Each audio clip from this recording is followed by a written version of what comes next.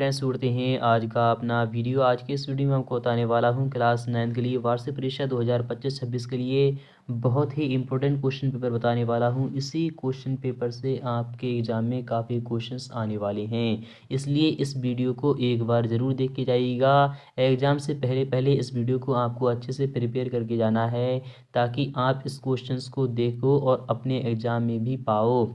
इसलिए अच्छे से अच्छे करके जाना है। आपको समय आपको जो मिलेगा वो 3 घंटे 15 मिनट का मिलने वाला है, और जो पूर्णांक रहने वाला है यानी कि मैक्सिमम मार्क्स जो आपके रहने वाले हैं वो 70 रहने वाले हैं। निर्देश इस प्रकार से दिया गया है कि प्रारंभ के 15 मिनट परीक्षार्थियों को प्रश्न पत्र पढ़ने के लिए निर्धारित किए गए हैं, और यह प्रश्न पत्र 2 खंडों खंड आ और खंड बा में विभाजित है। खंड आ में 20 प्रश्न बहुविकल्पीय हैं तथा खंड बा में वर्णनात्मक प्रश्न हैं। प्रत्येक खंड 3 उपखंडों का खा गा में विभाजित है। सभी प्रश्न अनिवार्य हैं। प्रश्नों के अंक उनके सामने दिए गए हैं, और अपने उत्तर की पुष्टि के लिए स्वच्छ एवं नामांकित चित्र भी आपको बनाना है। और रासायनिक समीकरण की जहां पर आवश्यकता है वहां पर आपको रासायनिक समीकरण भी लिखना है। तो खंड आ आपका यहाँ से शुरू हो रहा है, जिसमें आपके बहुविकल्पीय क्वेश्चंस रहने वाले हैं, यानी कि आपके ऑब्जेक्टिव क्वेश्चंस रहने वाले हैं। नोट में दिया जा रहा है कि निम्नलिखित प्रश्नों के उत्तर दिए गए निर्देशानुसार OMR आंसर शीट पर अंकित आपको करना है। जो आपको OMR मिलेगी उसी में आपको लिखना है, यानी कि उसी में आपको फुलफिल करना है।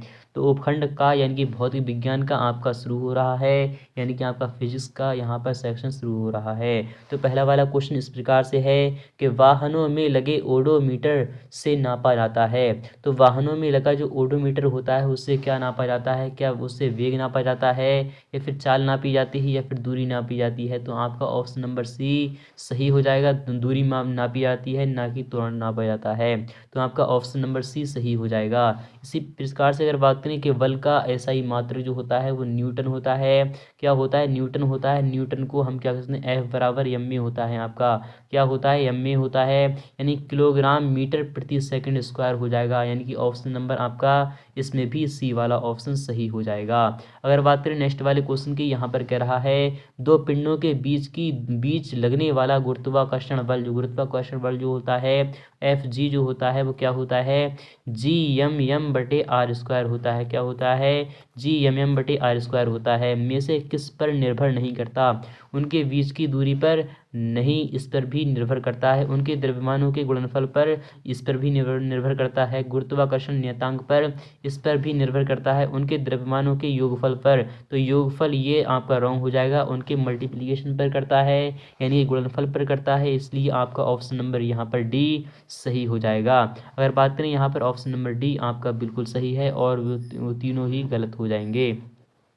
अगर बात करें नेक्स्ट वाले क्वेश्चन की, यहाँ पर फोर्थ वाला क्वेश्चन क्या कह रहा है इस प्रकार से, यदि किसी पिंड का संवेग 2 गुना कर दिया जाए तो उसकी गतिज ऊर्जा हो जाएगी। तो गतिज ऊर्जा आपकी 4 गुना हो जाएगी, क्योंकि के इक्वल टू जो होता है आपका p²/2m होता है। क्या होता है? p/2m होता है, इसलिए p² आपका 4m हो जाएगा। यानी कि आपका क्या हो जाएगा? गतिज ऊर्जा जो होती है वो k यानी कि p² के क्या होती है? प्रोपोर्शनल टू होती है, यानी कि आपके क्या हो जाएगा? इसका वर्ग हो जाएगा। जब ये 2 गुना होगा तो ये जाहिर सी बात है के जो होगा आपका 4 गुना हो जाएगा। इसलिए आपका जो आंसर हो जाएगा वो क्या हो जाएगा? ऑप्शन नंबर सी यहाँ पर भी सही हो जाएगा। अगर पांचवें क्वेश्चन की अगर बात करें वो इस प्रकार से रहने वाला है। अगर बात करें पांचवें क्वेश्चन की, वो इस प्रकार से रहने वाला है। यहाँ पर क्वेश्चन क्या कह रहा है कि यदि एक मशीन, यानी कि यहाँ पर क्या कह रहा है आपको देखना है, एक मशीन 200 जूल कार्य 8 सेकंड में करती है, तो मशीन की सामर्थ्य यानी कि जो पावर होती है वो कितनी हो जाएगी? तो आपको बताना है, चूंकि हम जानते हैं पावर बराबर जो होता है आपका कार्य यानी कि वर्क डिवाइड बाई आपका क्या होता है? टाइम होता है। तो वर्क यहाँ पर कितना है? तो 200 है। 200 को जब हम 8 से डिवाइड कर देते हैं तो हमारा कितना आ जाएगा? तो 25 आ जाएगा। क्या आ जाएगा? 25 आ जाएगा, यानी कि जो उसकी शक्ति हो जाएगी यानी कि पावर जो हो जाएगी वो 25 वॉट हो जाएगी। ऑप्शन नंबर आपका ए वाला सही हो जाएगा। अगर बात करें यहाँ पर नेक्स्ट वाले क्वेश्चन की, नेक्स्ट वाला क्वेश्चन क्या कह रहा है, एक घड़ी में सेकंड वाली सुई का आवर्तकाल होता है। एक घड़ी जो होती है उसमें सेकंड वाली सुई का जो आवर्तकाल होता है वो कितना होता है? तो एक घड़ी में सेकंड वाली सुई का जो आवर्तकाल होता है वो 1 मिनट होता है, क्योंकि 1 मिनट में वो पूरा एक चक्कर लगा लेती है, तो आवर्तकाल कहते हैं हम एक राउंड को। ऑप्शन नंबर आपका पहला वाला सही हो जाएगा, क्योंकि अगर वह 12 से शुरू हो रही है तो 12 पर ही तभी आएगी जब 1 मिनट हो जाएगा। अगर बात करें नेक्स्ट वाले क्वेश्चन की, नेक्स्ट वाला क्वेश्चन क्या कह रहा है कि पानी में पत्थर डालने पर पानी की सतह पर उत्पन्न तरंगों की प्रकृति होती है, क्या केवल अनुदैर्ध्य होती हैं या फिर केवल अनुप्रस्थ होती हैं या फिर अनुप्रस्थ तथा अनुदैर्ध्य दोनों होती हैं या फिर इनमें से कोई नहीं। तो ऑप्शन नंबर आपका सी वाला हो जाएगा। अनुप्रस्थ तथा अनुदैर्ध्य दोनों ही प्रकार की आपकी क्या होती हैं, तरंगे होती हैं। अगर बात करें नेक्स्ट वाले क्वेश्चन की, नेक्स्ट वाला जो उपखंड है वो खा वाला है, रसायन विज्ञान का यानी केमिस्ट्री का रहने वाला है। आपको उसे भी आपको सॉल्व करके जाना है। जिस ताप पर किसी द्रव्य का वाष्प दाब वायुमंडलीय दाब के बराबर हो जाता है उस ताप को कहा जाता है क्या, हिमांक कहा जाता है, गलनांक कहा जाता है, क्वथनांक कहा जाता है, क्रांतिक ताप कहा जाता है। तो उसको हम क्वथनांक कहते हैं। क्या कहते हैं, क्वथनांक कहते हैं। अगर बात करें 90 क्वेश्चन की, किसी द्रव्य का ताप बढ़ाने पर उसमें विसरण की प्रक्रिया क्या हो जाती है, क्या धीमी हो जाती है, तेज हो जाती है। तो हाँ, तेज हो जाती है। ऑप्शन नंबर बी सही हो जाएगा। अगर बात करें 10वें क्वेश्चन की, कि निम्नलिखित में से यौगिक है, क्या वायु एक यौगिक है, जल एक यौगिक है, मिट्टी एक यौगिक है या फिर नाइट्रोजन एक यौगिक है। तो जल एक यौगिक है, वायु एक मिश्रण है, मिट्टी भी एक मिश्रण है, नाइट्रोजन एक गैस है। जबकि यहाँ पर जल जो है वो यौगिक है, क्योंकि जल का जो फॉर्मूला होता है वो होता है H2O। इसी प्रकार से यहाँ पर जो जल हो जाएगा वो एक यौगिक हो जाएगा। अगर बात करें यहाँ पर 11वें क्वेश्चन की, वो इस प्रकार से रहने वाला है कि पोटेशियम का प्रतीक कौन सा है। पोटेशियम का प्रतीक आपका K होता है, और P जो होता है वो फास्फोरस का होता है, PT होता है प्लेटिनम का होता है, और PO होता है आपका पोलोनियम का होता है। अगर बात करें एक तत्व का इलेक्ट्रॉनिक विन्यास 282 है, उसकी संयोजकता कितनी हो जाएगी। तो उसकी संयोजकता जो हो जाएगी वो 2 हो जाएगी, और यह आपका मैग्नीशियम का है। किसका है, मैग्नीशियम का इलेक्ट्रॉनिक विन्यास लिखा गया है। अगर बात करें नेक्स्ट वाले क्वेश्चन की, वो भी देख लीजिएगा। तो आपके सामने आ चुका है 13 नंबर क्वेश्चन। इस प्रकार से रहने वाला है। वो क्या कह रहा है, इसे भी देखना जरूरी है कि परमाणु का नाभिक होता है। चूंकि हम जानते हैं जो नाभिक होता है उसमें प्रोटॉन और न्यूट्रॉन होते हैं। हम सभी जानते हैं प्रोटॉन में आपका पॉजिटिव चार्ज होता है और न्यूट्रॉन पर कोई भी आवेश नहीं, यानी कोई भी चार्ज नहीं होता है। इसलिए जो नाभिक हो जाएगा, न्यूक्लियस जो होता है वो ऑलवेज धनावेशित होता है, ना ही ऋणावेशित होता है, ना ही आपका उदासीन होता है। और इनमें से कोई नहीं तो होगा ही नहीं, इसलिए आपका ऑप्शन नंबर ए सही हो जाएगा। अगर बात करें नेक्स्ट वाले क्वेश्चन की, वो भी देख लीजिएगा। यहाँ पर क्या कह रहा है, इसे आपको देखना जरूरी है।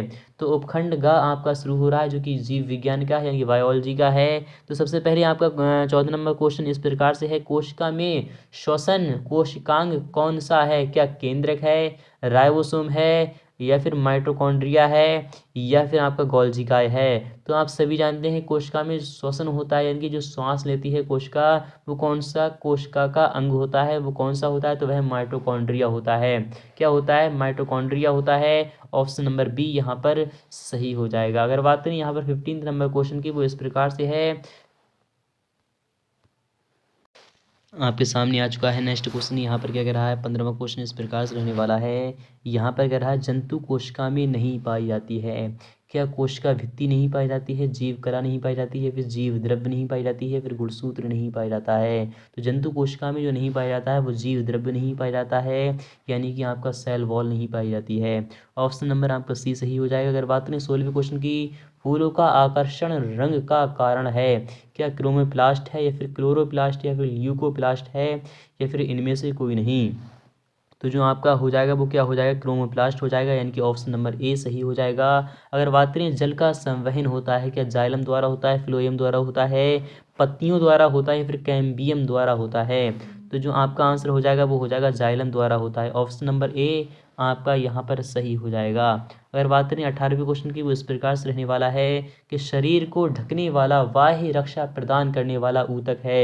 एपिथीलियम ऊतक, तंत्रिका ऊतक, संयोजी ऊतक, पेशीय ऊतक। तो आपका answer option number A epithelium ऊतक सही हो जाएगा, यानी कि ऑप्शन नंबर ए आपका सही होने वाला है। अगर बात करें 19वें क्वेश्चन की, मानव शरीर में 2 अस्थियों को जोड़ने का कार्य करता है। उपास्थि, स्नायु, कंडरा, इनमें से कोई नहीं। तो आपका ऑप्शन नंबर बी स्नायु सही हो जाएगा।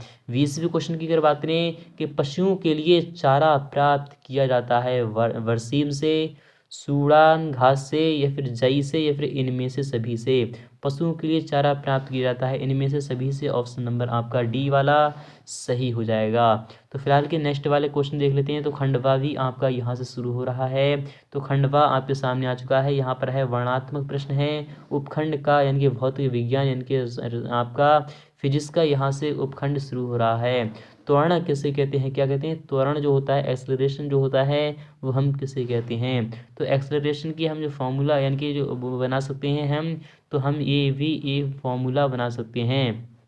F/m यानी कि बल बटे द्रव्यमान को हम क्या कहते हैं, हम त्वरण कहते हैं। या फिर हम वेग में परिवर्तन की दर को क्या कहते हैं, हम त्वरण कहते हैं। इसका मात्रा जो होता है आपका, वो न्यूटन प्रति किलोग्राम होता है। 10 सेकंड में एक कार का वेग 36 किलोमीटर प्रति घंटा से बढ़कर 72 किलोमीटर प्रति घंटा हो जाता है। कार का त्वरण कितना है, तो ए बराबर जो हो जाएगा, तो चेंज इन वेलोसिटी क्या होती है, चेंज इन वेलोसिटी और divide by change in time होता है। तो 72 से 36 किलोमीटर प्रति घंटा हो रहा है यहाँ पर।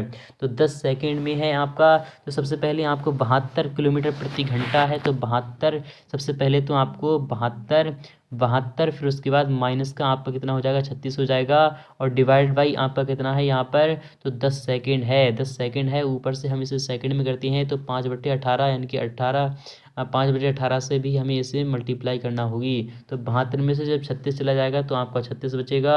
36 डिवाइड बाई 10 है, और 72 यानी कि आपका 5/18 भी यहाँ पर मौजूद है। 18 दूनी 36 होता है, 2 पंजे 10, और 10 से 10 चला गया, यानी कि 1 आ जाएगा।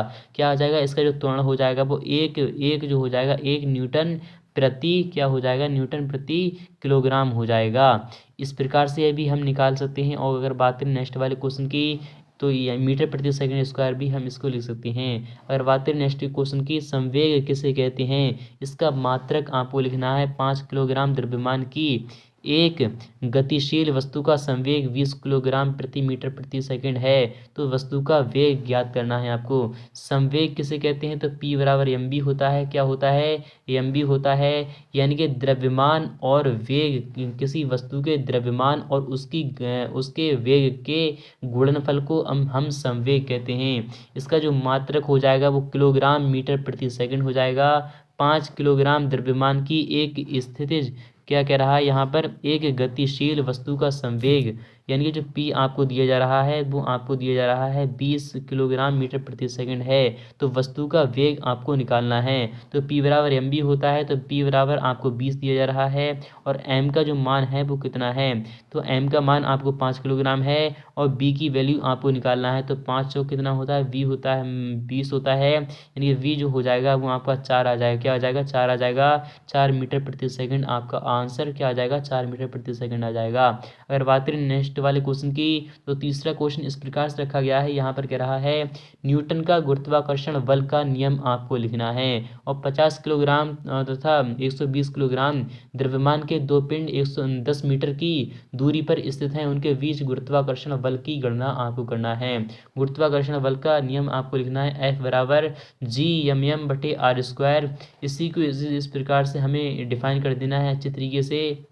न्यूटन का जो गुरुत्वाकर्षण नियम जो होता है वो किस प्रकार से हमें करना है, तो F जो होता है, जो बल है, तो वो दोनों मास के क्या होता है, गुणनफल के समानुपाती होता है, और जो उनके बीच की दूरी के वर्ग के व्युत्क्रमानुपाती होता है।